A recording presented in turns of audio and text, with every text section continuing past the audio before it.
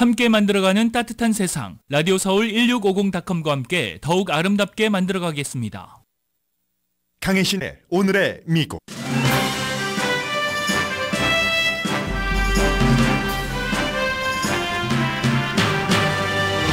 바이든 대통령의 아들 헌터 바이든이 총기법 위반 혐의 3가지 모두에 대해 유죄 판결을 받았습니다. 형량은 최대 25년이고 바이든 대통령은 사면하지 않을 것이라고 여러 차례 밝혔습니다.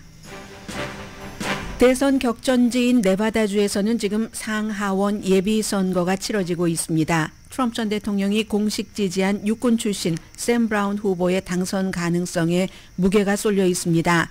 그가 예비선거와 본선거를 통과하면 공화당이 상원 다수당이 될 가능성이 높기 때문입니다.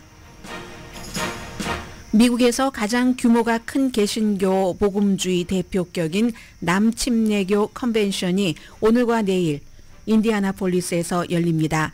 여자 목사를 허용할지 인공수정을 허용할지 등이 이슈입니다. 남침례교와 약간 차이가 있는 침례교인 지미 카터 전 대통령의 교회에서는 지난주 사상 처음으로 여자가 목사가 됐습니다. 트럼프 전 대통령은 낙태라는 단어를 사용하지 않은 채 생명을 보호한다는 식으로 낙태 반대의 뜻을 밝혔습니다. 사무엘 얼리또 연방대법관과 존 로버츠 대법원장이 미국을 기독교 국가로 만드는데 연방대법원이 어떤 역할을 해야 하는지에 대해 다른 의견을 내놨습니다. 녹음이 나왔습니다.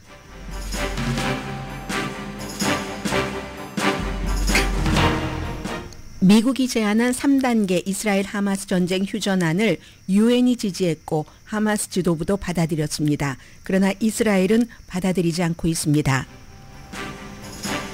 한인들도 많이 살고 있는 조지아 북부에서 최근 지진이 자주 발생하자 주민들이 걱정합니다. 전문가들은 조지아주에 강진이 발생할 가능성은 아주 낮다고 말합니다.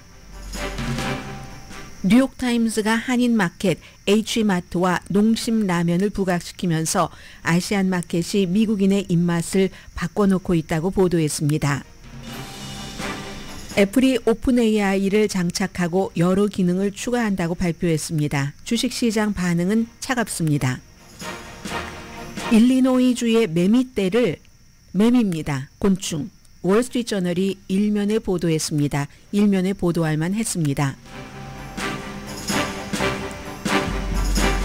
여러분 안녕하십니까? 오늘의 미국 강혜신입니다. 오늘 아침에 이제 가장 큰 뉴스는 사실은 어제부터 시작됐던 배심원 판결이 예상보다 빨리 끝났습니다. 헌터 바이든, 조 바이든 대통령의 아들이 3가지 총기법 위반 혐의에 대해서 델라웨어의 배심원들은 모두 유죄 판결을 내렸습니다. 델라웨어는 바이든 대통령의 제2의 고향이었고 바이든 대통령이 수십 년 동안 연방 상원 의원을 할 때 지역구였습니다. 지금도 주말마다 델라웨어, 윌밍턴 등에 있는 집에 가서 가족들을 만나고 쉽니다. 당연히 헌터 바이든도 그곳에서 자라고 그곳이 고향과 마찬가지입니다. 그 고향의 배심원들이 12명이 만장일치로 총기법 위반 혐의에 대해서 유죄 판결을 내렸습니다. 3개 혐의 가운데 2개는 이제 총기를 2018년도에 리볼버를 살 때 본인이 이제 마약의 중독 상태가 아니었다. 이 변호사의 주장입니다. 그리고 그 서명을 할 그 당시에 그리고 검찰 측에서는 아니다. 중독 상태였다 했고 배심원들은 중독 상태였다는 것을 확인을 한 그런 판결을 내린 겁니다. 그래서 서류에 나는 중독 아니다라는 그 차이에는 해석의 차이는 있습니다. 변호팀과 검사팀에 거기에 이제 체크를 했다는 그 2가지 각각 최대 형량이 10년씩입니다. 그리고 또 하나는 그 총을 그렇게 해서 구입한 총을 10하루 동안 갖고 있었다는 것 3가지에 대해서 모두 이것은 이제 3번째는 5년 징역형입니다. 최대 형량이 이렇게 형량을 25년 징역형을 판결을 받았고 그리고 이제 판결이 나오고 나서 몇 분 뒤에 이제 질 바이든 여사가 법원에 도착을 했다고 하더군요. 지금은 이제 전부 법원을 떠났는데 그러면 과연 그 현직 대통령의 아들인데 이게 이제 뭐 선거 공판은 아직 날짜가 정해진 것 같지는 않습니다. 이 판결이 나온 지가 얼마 되지 않기 때문에요. 그래서 뭐 항소도 할 테고 여러 가지 과정이 있지만 기본적으로는 지금 대통령이 자신의 그 사랑하는 아들이 유죄 판결을 받았고, 그리고 실제로 이런 케이스로 유죄 판결을 받는 게 미국에서 거의 없습니다. 예를 들어서 뭐라고 얘기를 하냐면은 어떤 사람들은 만약에 마약 밀매상이라든가 여러 가지 굉장한 범죄에 사용하기 위해서 이렇게 총을 살 때 허위 진술을 했다는 이유로 최대 10년 징역형 유죄 판결을 받는 것을 본 적이 없다. 전문가들은 지금 그렇게 얘기를 하고 있거든요. 이미 헌터 바이든의 이 재판은 정치적으로 너무 얽혀 있기 때문에 트럼프 전 대통령도 이제 조금 있으면 본인의 어떠한 의견을 내놓을 텐데, 어쨌든 이렇게 돼서 25년 징역형을 받을 수 있지만 25년 징역형을 내릴 리는 거의 없다고 봅니다. 이건 트럼프 전 대통령이 얼마 전에 34개 혐의에 대해서 뉴욕에서 모두 유죄 판결을 받았지만, 이 트럼프 전 대통령의 나이라든가 지금까지 전과 기록이 없다는 점이라든가 비폭력이라든가 이런 점을 감안을 해서 징역형을 내릴 리가 없다고 전문가들이 보는 것과 거의 이제 비슷한 그런 케이스로 징역형을 받을 수 있을까? 물론 징역형을 받는다 할지라도 최대 형량 뭐 10개월 이렇게 받는 것은 아니고 몇 개월 정도가 아닐까. 현재는 그렇게 예상들을 합니다. 54살의 대통령의 아들, 54살이지만 언제나 그 아버지의 마음은 아들이잖아요. 아들이고 이 아들은 모두 그 무죄를 주장을 했었고, 이게 이제 그 아버지에게 어떤 영향을 미치는가 굉장히 중요하고, 이 아버지는 대통령이 사면권이 있음에도 불구하고 지난주에도 프랑스에서도 내 아들이 유죄 판결을 받는다 할지라도, 유죄 판결을 넘어서 판결까지 받는다 할지라도 나는 서명하지 않는다. 물론 내가 대통령이지만 동시에 아빠이기도 하지만 그래도 대통령으로서 이렇게 아들을 사면하지 않겠다라고 발표를 했습니다. 그리고 그 어머니가 아들의 손을 꽉 잡고 법정을 나가고 있네요. 그리고 늘 그 가까이에서 그 남편을 지켜보고 있었던 그런 와이프는 오늘은 선글라스를, 보통 이제 선글라스 끼는데 안 쓰고 법정을 떠나고 있고, 의외로 이 질 바이든 여사는 그것이 연출일 수도 있고 또 그 같은 마음가짐일 수도 있겠지만 사진이 많은 것을 말해주잖아요. 오늘 그 올리브 색깔 연한 그 중간색 옷을 입고, 그리고는 그냥 너무 강하지도 않은 덤덤하지만 어떤 그 결심이 있는 것 같은 뭐 엄마의 모습. 2살 때부터 54살 된 아들을 그 아들이 2살 때 사고로 엄마를 잃고 그때부터 키웠으니까 이건 친엄마보다도 더한 그 모정이 있는 관계겠죠. 그래서 이제 아주 앞을 보고 너무 강하지 않게 단단한 모습으로 나가는데, 그때 이 어머니는 아들의 손을 잡고 있었고 3가지 혐의에 대해서 모두 유죄 판결을 받은 헌터 바이든은 웃는 모습이었습니다. 그렇다고 뭐 좋아라 하고 깔깔거리고 웃는 것은 아니고, 이것도 역시 연출이겠죠. 어느 정도의 마음가짐은 있지만, 어쨌든 2018년도에 권총을 살 때 코케인을 사용하지 않았다 하고 거짓말을 한 혐의에 대해서 이게 이제 이렇게 나온 겁니다. 그리고는 검찰은 이번에 판결이 나오기 전부터 굉장히 그 자신감 있는 모습을 보였다고 하고요. 그리고 또 뭐가 있습니까? 뭐 기자들이 지금 전부 뭐 여러 가지 취재를 하느라고 너무 바쁘고, 전문가들 이게 가장 중요하겠죠. 과연 대통령의 아들이 감옥에 가는가 하는 것인데, 지금 최대 형벌이 그 한 케이스당 최대가 10년, 5년인데 어느 교수의 말을 인용을 할까요? 어떤 그 교수가 BBC 방송과 인터뷰를 한 것을 보니까 이 같은 혐의로 5년 징역형을 받은 사람을 보기는 봤다고 했습니다. 그러나 그런 경우에는 연방수사국 FBI가 딱 주시하고 있었던 사람, 또 다른 엄청나게 심한 그 범죄를 저질렀었던 그런 총기 밀매범이라든가 그런 사람들을 제외하고는 이렇게 헌터 바이든이 이 같은 그 혐의로 감옥에 갈 그 확률은 거의 없다고 보고 있고요. 그렇지만 모든 확률은 지금으로서 50%대 50%다라고 생각을 하시면 되겠습니다. 이제 또 뭐가 있을까요? 뭐 보호 관찰 선고를 받을 수도 있고요.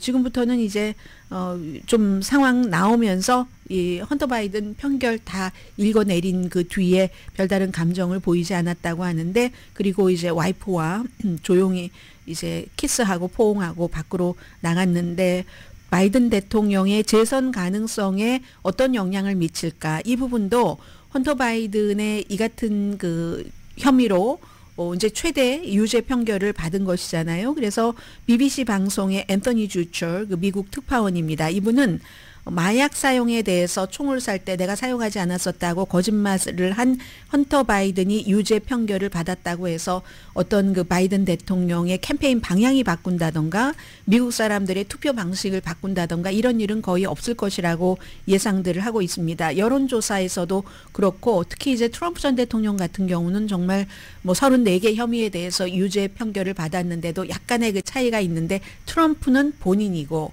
헌터 바이든은 본인이 아니라서 그 아버지이기 때문에 이제 특별하게 그럴 것 같지는 않다 하는 내용입니다. 그래서 오늘 이게 또 끝이 아닙니다. 이것보다도 어찌 보면 더 길고 복잡할 수도 있는, 세금을 4년 동안 의도적으로 내지 않았다, 세금을 내지 않는 동안 본인은 화려한 생활을 했다 하는 여기에 대한 그 재판이 9월 달에 캘리포니아주에서 시작이 됩니다. 그 재판은 선거 끝날 때까지 재판 자체도 끝나지 않을 것 같고요. 아무튼 이리하여 그 바이든 대통령은 여러 가지 지금 너무 뭐 이스라엘 팔레스타인 전쟁에다가 트럼프와의 전쟁에다가 이제 아들 문제까지 겹쳐 있기 때문에 너무 그 힘든 그런 상황일 것 같고요. 검사는 이번에 변호사가 그 총기를 살 때 당시는 마약 중독이 아니었다 이렇게 주장을 했는데, 검사가 뭐라고 얘기를 했냐면요, 아니 헌터 바이든이 마약 중독자가 아니라는 그런 그 당시에 마약 중독자가 아니었다 이 같은 주장을 하면은 누구도 마약 중독자가 아니다 이렇게 얘기를 하고, 그리고 이제 그래서 총기 양식에 적을 때 그 당시에 내가 지금 총을 사는 지금 right now 마약을 지금 했느냐 이것이냐 아니냐로 착각을 했다 뭐 이런 뭐 비슷한 변호를 했거든요. 그랬더니 검사가 반박을 하기를, 아니 그걸 몰라? 헌터 바이든이라는 사람이 예일 대학교를 나온 사람, 예일 법대 나왔거든요. 조지타운 대학교에서 역사학 공부를 하고 예일 법대, 조지타운에서 법대 공부하다가 예일 법대로 편입을 했습니다. 예일 법대 나온 사람이 그 양식의 의미도 읽지 못한단 말이야. 이런 식으로 하고 배심원들은 이제 거기에 이제 동조를 한 것 같습니다. 그리고 또 하나는 사실은 이 보 바이든이라는 형이 2015년도에 숨지고 딸이 증언한 것처럼 형이 숨지고 난 뒤에 아빠가 더 심해졌다. 알코올 중독이라든가 마약 중독 같은 것이, 이렇게 나옴이라는 딸이 증언을 했음에도 아무 소용이 없었고, 어제 로스앤젤레스 타임즈가 보도한 것처럼 새로운 그 와이프가 이 모든 더러운 스토리들이 나와도 그의 곁을 지킨 것도 배심원들에게 어떤 영향을 주지 않을까 했는데, 얼마큼 영향을 줬는지 주지 않았는지는 모르지만 어쨌든 유죄 판결을 받았습니다. 그리고 본인의 마약 중독 같은 것도 이 바이든 그 대통령 주변 가족들은 지금까지 제가 이 내용을 뭐 자주 말씀드리지는 않았습니다. 2살 때 엄마 교통사고가 나서 잃어버렸고, 형이 1살 위더군요.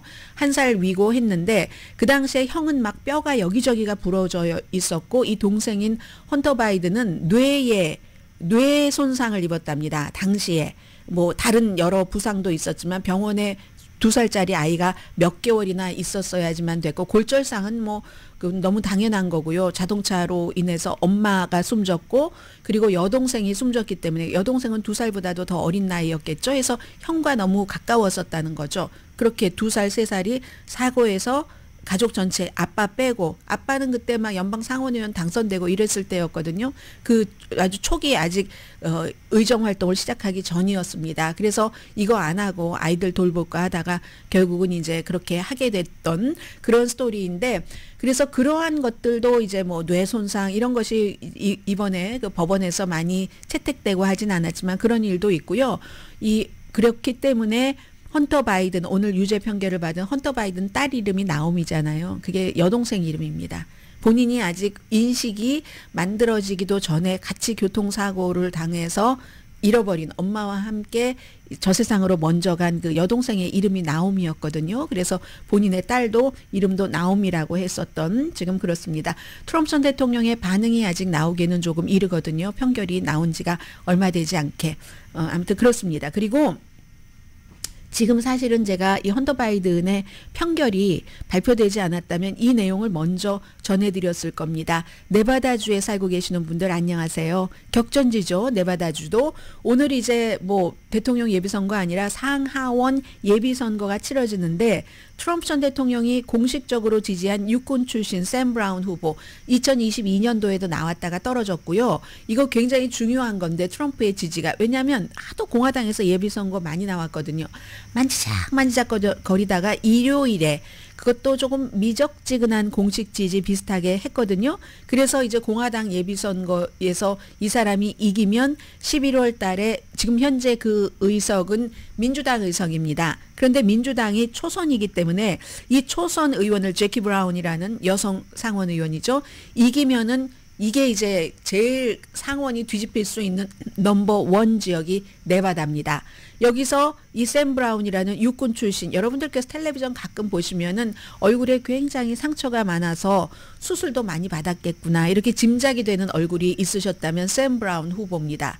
그 샘 브라운 후보를 트럼프 전 대통령이 막판에 지지를 해서 당선이 되는가 이것도 중요하고 이 사람이 당선되면은 초선 의원이니까 아무래도 좀 상대하기가 쉽겠죠. 그래서 그게 공화당의 상원 의석 확보까지 이어지느냐 이런 게 굉장히 중요합니다.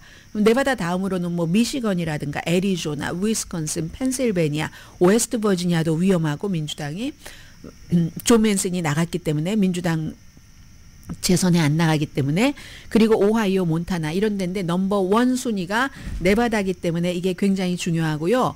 더군다나 이 샘 브라운이라는 후보는 퍼플 훈장을 받은 사람입니다.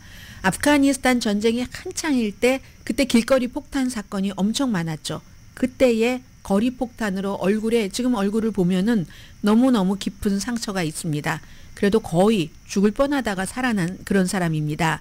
그래서 이제 군 복무했었던 이걸 굉장한 그 의제로 삼고 있는 그 사람이거든요. 리더십도 나는 군에서 배웠다. 그리고 또 하나 중요한 것이 기독교 신앙으로 극복을 했다. 이 어려움을 이렇게 얘기하는 샘 브라운이 오늘 그 네바다주의 공화당 상원 예비선거에서 승리하느냐 이게 굉장히 주목이 되고요. 바이든 대통령 나오네요. 나는 내 아들 옆에 있겠다는 뭐 짧은 성명 같은 것을 발표를 했습니다. 지금 네바다주에서 공화당에게 다수당을 줄 수 있는 기회에 대한 기대를 사람들이 품게 하는 샘 브라운 상원 후보도 기독교를 굉장히 강조하죠. 기독교 신앙으로 극복을 했다. 오늘 미국에서 가장 규모가 큰 개신교인 남침례교회 컨벤션이 인디애나폴리스, 인디애나주에 이곳에서 이틀 동안 열리는데 4만 5천 명 대표가 참석을 했습니다. 메신저라고 부르더군요. 남침례교회에서는 여자 목사를 허용할지 이미 안 해요. 안 하는데 이걸 남침례교회 어떤 특별한 무슨 뭐 예를 들어 미국 같으면 국가로 보면 헌장 같은 이런 곳에 더 박아놓겠다. 여자는 절대 안 돼. 그리고 인공수정을 비난할지 여기에 대해서도 낙태는 당연히 남침례교가 가장 큰 복음주의 그룹이기 때문에 당연히 그 낙태는 모든 근친상간도 반대라는 입장인데 인공지능도 이걸 뭐 어떻게 이거 뭐 불임 치료를 하는 여기에 이걸 허용을 해야지 되는가 이것도 더 강하게 반대하는 것이 들어갈지 수요일에 이제 투표를 합니다. 오직 남자만이 목사가 된다 해서 세를백 교회가 뭐 여자 부목사도 놓고 막 여자 목사들도 와서 막 설교하고 하잖아요. 쫓겨났잖아요. 남침례교에서 그 신도가 많은 세를백 교회도 릭 워렌 목사에 쫓겨났고 미국에서 한 1,300만 명 신도가 있답니다. 미국 복음주의의 아주 뿌리라고 할 수 있는 남침내 교단이 정치에 너무 깊이 지금 관여를 하고 있죠. 보세요. 낙태, 뭐 인공수정, 뭐 이런 모든 최근에 신도수 많이 줄어듭니다. 이런 문제도 있지만 뭐 성학대 이런 것들이 그 안에서 일어났기 때문에 오늘 이제 마이크 펜스 부통령이 아주 그 단단한 이 복음주의자잖아요. 오늘 연설을 하고 임원도 선출하고 낙태 문제 뭐 이런 것도 얘기하면서 여성 목사 거부 더 단단하게 조여놓고 이스라엘 하마스 전쟁에 대해서 이스라엘을 비난하는 그런 그룹을 엄청나게 이제 비난하는 그 같은 성명 같은 것도 채택을 하겠죠. 그리고 이제 남침내 교회가 낙태 그로 인한 인공지능에 대한 어떤 입장 이런 것이 있는데 어제 보수 크리스천 연합체인 댄버리 연구소가 있습니다. 이 댄버리 연구소 여기서 이제 트럼프 전 대통령이 녹음을 해서 한 2분짜리를 줬는데 나는 무고한 생명을 보호한다. 이 보수적인 크리스찬 연합체 하면 낙태 딱 떠오르시잖아요, 이제는. 그래서 여러분들은 생명을 존중하지 않는 민주당에 투표하지 않아야 된다. 종교에 대해서 뭐 떨떠름해하는 민주당에 투표하면 안 되고 특히 여러분의 종교 아주 그 복음주의 트럼프 전 대통령을 지지하는 뭐 그런 얘기를 했습니다. 이 댄버리 연구소도 모든 낙태를 금지하기를 원합니다. 낙태를 아주 뭐 뿌리 뽑겠다. 어제 트럼프 전 대통령이 뿌리 뽑겠다 했는데 낙태를이라는 말을 하지 않았습니다. 낙태라는 어버션이라는 얘기는 피하는 거죠. 그게 인기 없는 그 어떠한 유권자들에게 어필할 수 없는 이슈라는 것을 알기 때문에 낙태라는 말은 피하면서 크리스찬 그룹에서 낙태를 뿌리 뽑겠답니다. 낙태를 말하지 않으면서 낙태를 뿌리 뽑겠다. 지금 이런 얘기를 했습니다. 그리고 남침례교하고 침례교하고 조금 다르죠. 뭐 이 침례교는 영국에서 이제 시작된 그 기독교 뭐 이런 영국 개신교의 분파 이렇게 말씀드릴 수 있다면 그리고 이제 좀 모든 일들을 좀 자율적으로 한다던가 여성의 역할을 좀 강조한다던가 하면은 침례교는 미국에서 노예제도 그 폐지를 놓고 이거 절대로 안 돼. 이러면서 이제 남침례교가 침례교에서 분리가 됐습니다. 지금은 더 커져 버렸지만 약간 그 켈빈주의적이고 그리고 이 침례교회가 자율적인 것을 하면은 남침례교회는 더 이렇게 협력하고 강제성 같은 것도 지도부에서 부과를 하고 선교에 굉장히 집중을 하고 하는 거죠. 그래서 제가 왜 이 말씀을 드렸냐면은 남침례교가 그렇게 보수적으로 가고 절대로 여자 목사 안 돼 하는 걸 또다시 오늘 확인을 한다는 거잖아요. 그런데 6월 2일 지난번에 일요일에 지금 그 지미 카러 전 대통령 39대 미국의 대통령이 와이프를 먼저 떠나보내고 지금 교회 사람들이 얼마나 지미 카러 전 대통령을 생각을 하고 있겠어요. 그 교회에서 처음으로 여자 목사가 나왔습니다. 그래서 그 여자 목사가 첫 번째 설교를 한 날이 바로 며칠 전입니다. 그래서 애슐리 구타스 목사군요. 애슐리 구타스 목사이고 원래 애틀란타에서 부목사를 하셨다라고 얘기를 들었습니다. 마라난타 그 바프티스트 처치가 이 지미 카러 전 대통령이 선데이 스쿨에 쭉 가서 일을 했었던 곳이잖아요. 이렇게 이제 침례교와 남침례교가 다르고 전에는 이 교회 목사가 2021년까지인가 흑인 목사였습니다. 그 흑인 목사도 이 교회에서 최초의 흑인 목사였습니다. 아무튼 미국 대통령도 어쨌든 대통령의 아들도 아주 드물게 다른 사람으로서는 기소되지도 않고 체포되지도 않는 케이스로 최고 형량 25년 징역형의 유죄 판결을 받았다. 그리고 지금 이 미국은 굉장히 복잡하게 돌아가는 상황에서 제일 우뚝 서는 것은 보수주의 물결이다. 이 남침례교를 포함을 한 복음주의 이런 곳에서 그게 정치까지 아직 깊이 뿌리 박혀 있다. 이런 내용 전해드립니다.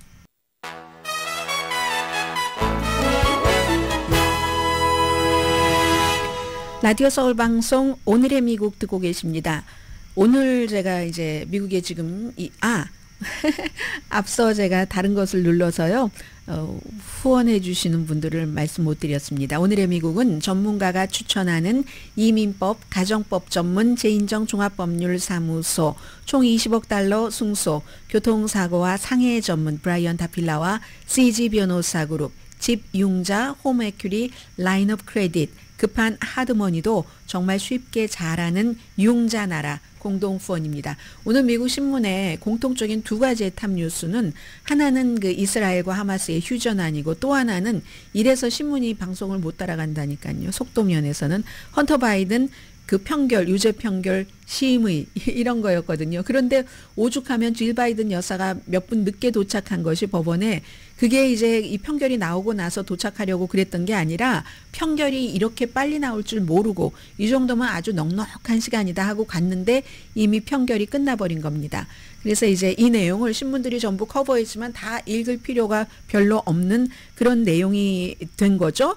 그래서 오늘 이제 그 유엔 안전보장이사회도 지지를 한 그 미국, 정확하게는 바이든 대통령이 한 열흘 전에 제안을 한 이스라엘 하마스 그 휴전안, 이걸 조금 말씀드리고요. 이건 이제 그냥 들어야지 될 뉴스 뭐 이렇게 생각하시면 되겠고, 그리고 각 신문의 일면에서 제가 두 가지를 전해드리겠는데, 하나는요, 지역적인 특성인 것이기도 하고 미국의 특성인 것이기도 하고, 어제 로스앤젤레스에서 잦은 지진이 많은데 이게 비건이 오는가 하는 것을 전해드렸는데 조지아주 주민들이 걱정을 하신다고 하고요. 보니까 한인분들도 많이 살고 계시는 지역이에요. 그리고 왜 월스트리트저널이 뭐 오늘 무슨 뭐 여러 중요한 게 많은데 일면에 일리노이주에 매미를 실었을까요? 얼마 전에 제가 매미 요리하는 한국 요리사를 잠깐 언급해드리기는 했는데, 자, 그런 내용 뒤에 전해드립니다. 우선 지금 이스라엘 하마스 이 문제는요, 아주 중요한 매체들이 다 맨 앞에 그 실은 것 당연하고요. 3단계입니다. 간단히 아주 길죠? 뭐 써 있는 거 보면 간단히 말씀드릴게요. 첫 번째 단계에서는 지금 미국이 제안을 했고 유엔 안전보장이사회에서도 오케이 승인을 했는데, 안전보장이사회는 15개국인데 러시아만 반대했습니다. 안전보장이사회도 요즘에 굉장히 분열됐거든요. 그래서 이건 굉장히 뭐라고 할까요? 좀 그 단합된 그런 그 결과인데, 첫 번째 단계가 인질과 포로를 교환한다. 두 번째 단계는 그리고 휴전한다. 세 번째가 가자를 재건한다.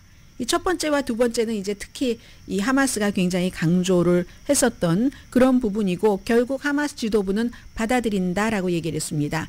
다 이런 일이 있었기 때문에 거기에 맞춰서 앤서니 블링컨 미국의 국무장관이, 본인도 주이시고요, 8번째나 전쟁이 일어나고 나서 이스라엘을 방문한 겁니다. 이거 받아들이세요. 네탄야후에게도 주변 사람에게도 얘기를 했고, 또 이집트 대통령도 만나서 하마스 받아들이라고 압박해달라 했고, 하마스는 받아들인다고 했습니다. 이스라엘은 이게 분열됐어요. 며칠 전에 사임을 한, 네탄야후의 전쟁 이런 운영이 마음에 들지 않는다면서 사임을 한 베니 간츠 전 전쟁 장관은 이걸 오케이 했지만 우파에서는 집단 자살이야, 우리 하마스 끝까지 해야지 돼 하면서 반대를 했거든요. 이스라엘은 뭐 싸우면서 휴전하겠다는 거예요. 하마스는 영구한 휴전을 원하고, 그러면 한쪽이 영구한 휴전을 원하고 한쪽은 싸우면서 휴전한다고 하면 이거 도달하기 불가능한 목표입니다. 싸우면서 어떻게 휴전을 합니까? 휴전을 하기 전에 열심히 싸워서 휴전을 할 때 좋은 입지를 가져놓고 휴전을 한다. 이건 말이 되지만 계속 싸우면서 휴전하재요. 이건 말이 안 된다는 그런 얘기죠. 그리고는 이제 월스트리트저널이 또 하나 보도한 것이 크게, 어떻게 이번에 인질 4명을 구출하면서 270명이 넘는 팔레스타인 사람들이 숨졌는가, 살해됐는가. 이 인질들이 뭐 땅굴 이런 데 숨겨놨던 게 아니라 인질들을 하마스 멤버의 집에 있었답니다. 민간 가옥을 사용을 하는 거예요. 하마스가 뭐 민간인 속에 들어있다는 것을 누구나 다 알고 있는 사실이잖아요. 그래서 나중에 이제 뭐 이렇게 하고 뭐 구출하고 뭐 트럭으로 이동하고 뭐 이러고 할 때 하마스가 딱 그 트럭이 그 인질들이 타고 있는데 트럭이 포위가 됐답니다. 포위가 되었을 때 이스라엘이 그 주변을 공습하라. 이래서 사상자가 많이 나온 겁니다. 시장 가다가 뭐 동생 쫓아가다가 이렇게 팔레스타인 사람들이 이스라엘 그 인질 4명 구하면서 270명 이상이 숨졌고 700명 이상이 부상을 한 이거 전쟁법 위반이라고 세계에서 난리가 났어요. 미국의 복음주의 기독교인들만 하나님 아버지 이스라엘하고 두 손 모아서 이스라엘을 위해서 기도하죠. 4명 대 270명 플러스 700명. 이거 전쟁법 위반으로 보는 국가가 거의 대부분입니다. 말하지 않고 있는 그런 국가로도. 그래서 이스라엘은요, 이거 뭐라고 하나요? 벤자민 네탄야후가 그동안 수없이 여러분들께 보도를 해드렸던 것처럼 본인 편 챙기기, 본인 지지자들 지지 계속 받기, 또 뭐 개인적인 뭐 이해관계 뭐 이런 것들을 생각을 하는 거죠. 자, 이게 가장 중요한 뉴스였고요. 그리고 오늘 이제 따로 눈여겨 조금 볼 수 있는 것은 몬타나주의 얘기인데, 이건 몬타나주에는 한국 분들이 많이 살고 계시지 않기 때문에 몬타나주가 자살률이 너무 높아서, 그거 이제 또 총기와 관련된 거잖아요. 총이라는 것이 다른 사람을 살해하기도 하지만 자살할 때 가장 많이 쓰여지는 무기입니다. 그걸 막 장전시킨다던가 이런 여러 가지 방법을 냈는데, 저는 시간 관계도 있고 하기 때문에 두 가지만을 좀 전해드리겠습니다. 또 하나는 뭐 당연히 워싱턴 포스트는 여러 가지 이 이스라엘 문제 이런 얘기들 많이 전했지만, 볼티모어가 있잖아요. 볼티모어 항구 어제 말씀드렸죠. 완전히 이제 6월 며칠로 날짜가 정해져서 오픈한다는 그런 내용을 전했고, 그에 비해서 시카고 트리뷴은 오바마 전 대통령이 일리노이주가 지역구인 연방 상원의원이었고, 대통령에서 물러나고 나서 그곳에 대통령 기념관을 짓잖아요. 이제 뭐 거의 건물이 다 뭐 어떤 구조 같은 것은 올라간 것 같습니다. 그걸 이제 오바마 전 대통령도 인부들이 입는 그 조끼 있죠. 형광 조끼, 라임 색깔의 그 조끼 입고 웃고 있고, 인부들과 똑같이 모자 쓰고 조끼 입고 뭐 진 바지 차림인 것 같은데요. 그런 모습, 일리노이주니까 그런 모습이 있고요. 애틀란타와 월스트리트저널의 일면 보도를 전해드리겠습니다. 애틀란타의 일면에는 뭐 여러 가지 헌터 바이든 등등이 있는데, 애틀란타 북부에서 살고 계시는 분들 최근에 막 일주일 사이에 지진이 많이 일어났다면서요. 로스앤젤레스 지역에서는 이 정도 지진은 너무 작아서 우리가 잘 느끼지도 못하고, 그거는 지진은 뭐 이 땅 깊이 이런 것과 진앙지와의 거리 다 연관이 있으니까요. 근데 조지아주 북부에 특히 이제 한국 분들이 귀넷 카운티에 많이 살고 계시잖아요. 애틀란타 그쪽 북쪽에. 그래서 레이크 라이너 그리고 델토는 조금 애틀란타보다 조금 더 서북쪽이죠. 서북쪽. 그래서 이제 이 귀넷 카운티에 많이 살고 계시는 걸로 알고 있는데, 여기서 어제 자정에, 오늘 자정인가요? 어제 월요일 자정에 진도 2.3의 지진이 일어났고, 6월 7일에도 그 비슷한 지점에서 뭐 2.5, 2.1, 6월 3일에도 달튼 외곽에서 거기 이제 카투사 카운티네요. 조금 작은 지진이 일어났는데, 이러면 사람들이 작은 지진이 막 일어나면 흔히 하는 말이 비권이 오나 이거잖아요. 뭘 예상해야지 되는가. 뭐 기사가 제법 길던데 간단히 말씀드리자면, 이게 아주 심각하면 제가 길게 말씀드렸을 텐데요. 강한 지진은 캘리포니아주에서 일어날 가능성이 더 높다. 이제 전문가들이 얘기를 하시는 거예요. 아틀란타 저널 컨스티튜션과 인터뷰에서 소규모 지진이 상당히 흔하다고 합니다. 그쪽 지역에서 1년에 한 10번에서 20번 정도는 있다고 하거든요. 조지아주 공대의 지구물리학과의 앤디 뉴먼 교수의 얘기입니다. 좀 더 많은 지진이 올까? 전조일 가능성이 있지만 가능성은 낮다. 이렇게 전문가들이 얘기할 때는 가능성이 아주 낮다는 얘기잖아요. 그래서 오히려 지나치게 걱정하지 말고, 혹시 지진이 오면 어떻게 해야지 되지? 캘리포니아주에서 노스리지 지진 전후로 해서 엄청나게 많이 우리가 연습하고 준비하고 집에 물도 놓고 프레쉬도 놓고 뭐 라디오도 놓고 했었거든요. 그런 것을 이제 애틀란타 그쪽 지역에서 이제 시작을 하고 있는 것 같습니다. 월스트리트저널이 일면에 아주 시리어스한 뉴스를 많이 이제 전했어요.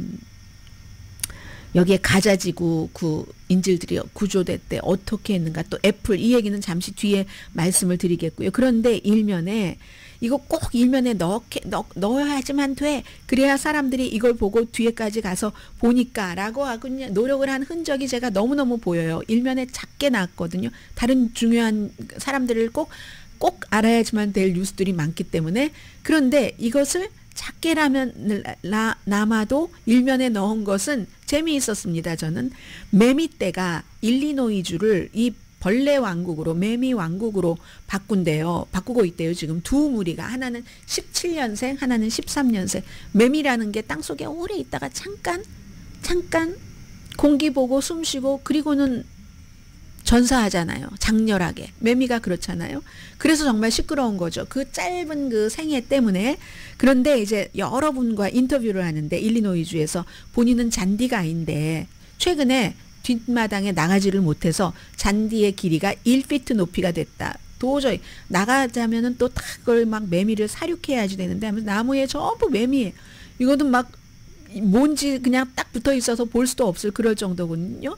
53세의 네일 니코스 씨, 시카고 교회의 다우너스 그로브에 살고 계시는 분입니다. 엔지니어인데 그런데 이제 지난주에 할 수 없이 이제는 안 되겠다 하고 잔디 깎는 기계에 올라탔는데 겨울 모자 쓰고 안전하게 안경도 쓰고 긴 팔 타이트한 그런 바지 입고 그래도 매미떼의 습격을 받아서 뭐 옷, 안경, 귀 가까이의 그 소리라고는 상상할 수 없는 정도라는 겁니다. 올해는 미시시피강 동쪽에 12개 주에서 매미떼가 얼마나 많이 출현을 했는데 일리노이주는요.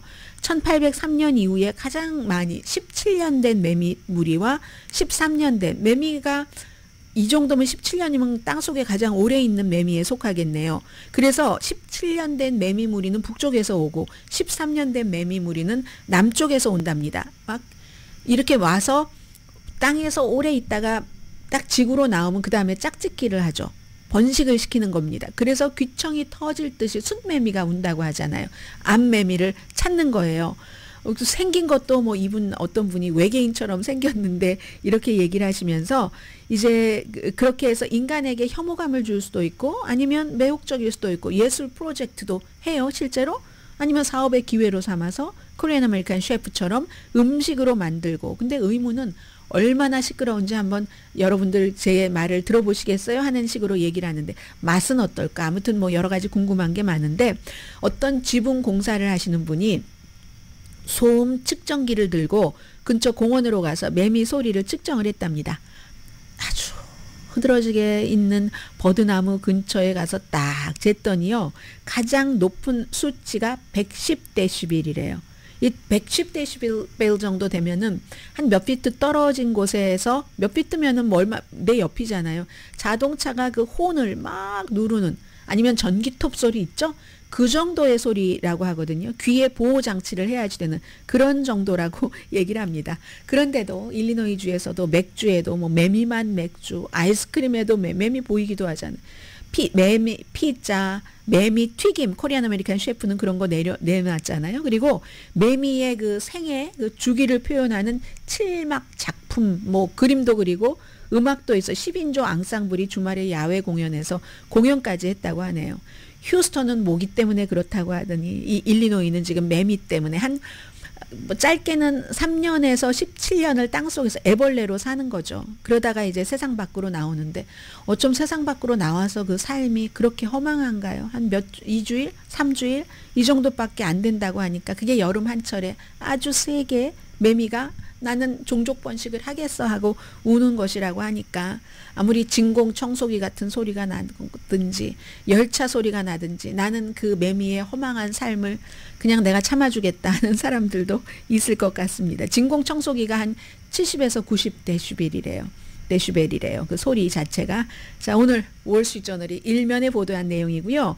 잠시 뒤에는 애플이 요즘에 좀 초조한가 보다 이런 생각이 듭니다. 애플이 그 애플 폰과 그 뭐죠? 아이패드를 연결하고 이런 것들이 17년 전이었는데 지금 뭔가를 해야지 되는데 애플이 프라이버시를 가장 생각하는 회사잖아요. 그런데 오픈 AI한테 뭘 다 준다고 하네요. 그리고 그로 인해서 이게 실용적이 될까 아닐까 하는 여러 가지 이것도 또 다른 기술 혁명입니다. 잠시 뒤에 전해드립니다.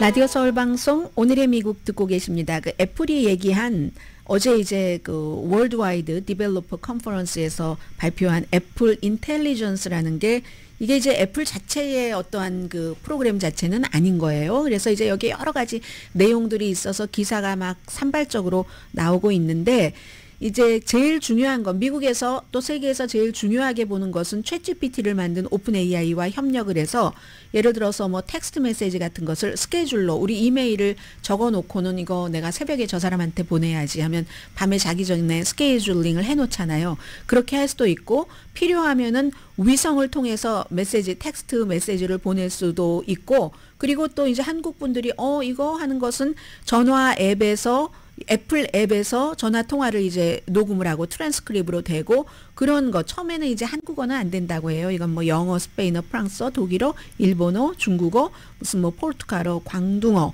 뭐 이런 식으로 지원을 한다고 하는데 제일 중요한 오픈 AI의 챗GPT와 협력을 해서 시리 등 앱에 인공지능을 추가한다는 겁니다. 그래서 이제 인공지능 애플 인텔리전스라고 하는데 시리, 이 보이스 비서잖아요. 비서에게 예를 들어서 내가 이번 주에는 조금 새로운 쌀쌀을 만들고 싶은데 말이야. 하면 이제 시리가 쌀쌀 이 웹사이트에 있는 것들 다 하고 그 다음에 오픈 AI 그 챗 GPT가 얘기해주는 그것까지 추가를 할 수 있다는 그런 겁니다. 그러면 이게 팀 쿡이 얘기하기를 일상생활에 꼭 필요한 역할이 될 것이다. 우리의 핵심 원칙을 지키는데 핵심 원칙이라는 게 애플이 직관적이고 쓰기 쉽게 하는 거잖아요. 그리고 통합적이고 사생활 보호 이게 조금 이상한 거예요. 사생활 보호가 고려가 되는 이런 부분 이게 꼭 필요한 것인가? 월스트리트저널의 그 조나단 스턴이 얘기하기를 애플이 지금 마이크로소프트나 구글 뭐 여러 가지 인공지능에 대해서 많이 나가고 있는데 애플이 뒤처졌잖아요. 그걸 이제 따라가기 위해서 따라간다는 것은 이제 더 많이 팔기 위한 게 목표겠죠. 애플로서는 뭐 이런 거 인공지능 더 이렇게 하고 하려고 해. 더 많이 팔려고 해. 두 개 다겠죠. 아무튼 두 개 다 그런 이유에 대해서 그런데 어쨌든 그렇게 얘기를 해서 이 자체가 제품이나 앱은 아닌 거예요. 그런 그 서비스를 다른 인공지능과 연결을 해서 해주겠다 하는 거거든요. 그랬더니 올 가을에 이제 업데이트를 해서 업데이트는 되고 올 가을에 이제 iOS 18인가요 벌써? 아이패드도 OS 18, 맥 그 세쿼이어 이런데 이제 딱 이렇게 하게 된다는데 애플이 사실은 안전하지 않다는 이유로 굉장히 이제 그 모든 것을 막아왔었던 이런 것이 사실인데 이렇게 점점 다른 것과 연결을 하면 어떻게 되는가? 주가는 차가웠어요. 제가 방송 들어오기 전까지는 오늘 1.9% 정도 하락을 했거든요. 그 일론 머스크는 어제 얘기를 했잖아요. 아이 데이터를 오픈 AI에 다 넘겨주면은 무슨 일이 일어날지 어떻게 알아? 우리 회사 직원들 그 아이폰 못 쓰게 해야지 되겠어. 못 쓰게 하겠다라고 한 건 아니에요. 못 쓰게 해야지 되겠어 하고 위협하는 그런 정도. 삼성도 뭐 그게 대수야 뭐 이런 정도로 지금 반응을 하고 있는데 애플이 사생활 보호라는 이런 오랫동안 지켜왔던 많은 것들을 약간 포기하면서 오픈 AI라는 본인들이 가지 못한 것을 향해 가는 것. 이게 성공을 할지 성공을 하지 않을지 굉장히 그 중요한 거고요. 해서 아이폰과 17년 전에 아이폰과 아이패드 연결하고 맥북과 저도 세 가지를 다 쓰는데 굉장히 편하거든요. 특히 뭐 전화기 같은 거 집에서 어디다가 놨을 때 딱 여기 와서 보면은 뭐 너무 쉽게 뭐 나이 찾기로도 찾아지고 전화도 그냥 전화기 저기 있는데 여기서 컴퓨터에서 받으면 되고 너무너무 편하거든요. 그래서 그런 것처럼 뭔가 이 아이폰과 인공지능을 연결을 시켜서 또 불꽃을 일으킬 수 있느냐. 오늘 현재로서는 투자가들은 뭐 꼭 그렇게 보는 것 같지 않아요. 그리고 지금 애플이 지금 내놓고 있는 그런 모든 것들이 보통 사람들한테 필요한가? 뭐 이런 것도 있고요.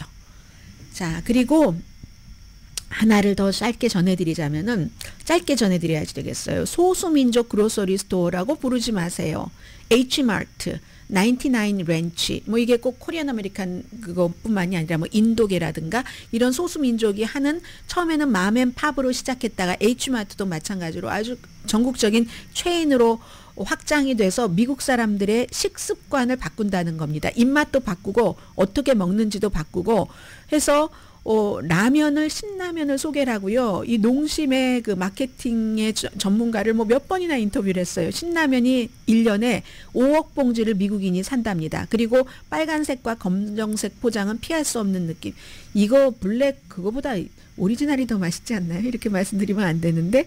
그래서 뭐 아무튼 틱톡 같은 데도 인기 영상 필수품이 됐고 30년 전에 미국에서는 이런 누들이 알려지지 않았는데 그로서리 스토어에 없었는데 케빈장 농심 마케팅 이사가 하신 얘기입니다. H마트도 그때는 작았는데 퀸즈, 우드사이드에만 있었는데 70년대 80년대 이민이 늘어나면서 이제 이렇게 한국 스토어도 커졌고 인도, 대만 이렇게 체인 스토어가 되면서 굉장하다는 거예요. 이게 H마트는 샌프란시스코에 3,700만 달러를 주고 전체 쇼핑센터를 샀나요? 뭐 아무튼 그런 얘기들도 쭉 하면서 이제는 틈새가 아니라 문화 현상이다. 그리고 한인마켓에 가면 소셜라이징을 많이 하잖아요. 뭐 심지어 홀푸드의 부사장도 이런 분위기를 얘기를 하고 있거든요. 아시아 그로서리 스토어가 없으면은 주류 시장 진입이 어렵다. 뭐 그래서 어떤 때는 이 아시안 이 그로서리 스토어에 와서 백인들이 뭐를 사야 될지 막 적는 것도 보이고요. 대형 그로서리 스토어도 뭐 H마트인데 가면은 한인 아닌 중국계뿐만이 아니라 다른 인구들도 많이 오잖아요. 그것은 한인타운에는 한인들이 많지만 아예 H마트 같은 경우는 사업 전략 자체를 에이시안들이 적은 곳에 가서 먼저 거기에 기둥을 박은 겁니다. 그래서 사람들이 에이시안 뭐 사려고 하면 그 H마트 같은 데 가는 거죠. 그리고 이제 또 다른 소수인종 마켓에는 뭐 중국어하고 영어로 같이 한다던가 H마트 같은 경우는 한국어와 영어로 동시에 표현을 한다던가 그래서 어떤 사람이 맨 마지막에 인터뷰를 하는데요. 에이시안 마켓에서 내가 딱 가면 내가 그 마켓의 여왕이 된 것 같다. 백인들이 와서 뭐 좀 혼란스러워하고 우물쭈물하는 거 보면은 왠지 또 기분이 좋아지는 그런 맛도 있대요. 그런 얘기를 하네요.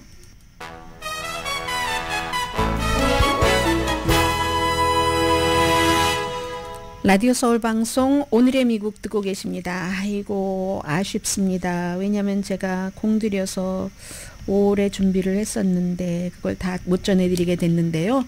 생각나는 대로 말씀을 드리겠습니다. 어제 그 연방대법원의 역사학회에 만찬이 있었는데 한 여성이 카톨릭 보수주의자로 가장을 하고 다큐멘터리로 이를테면은 녹음을 한 겁니다. 연방 대법원장과 사무엘 얼리토 대법관 요즘 뭐 기 거꾸로 세운 바로 그 사람 등등과 이제 이렇게 뭔가를 했는데 거기서 나온 얘기가 사무엘 얼리토가 이 사람이 보수적인 사람인 것이라고 생각을 하고는 본인의 속내를 드러낸 겁니다. 말하자면 미국은 신을 믿고 완전히 그 경건한 신정 국가 쪽으로 되돌리기 위해서 계속 싸워야지 된다. I agree. 이제 그 여성이 그렇게 얘기하니까 이 나라를 신의 나라로 만들어야지 된다. 동의한다라고 얘기를 했고요.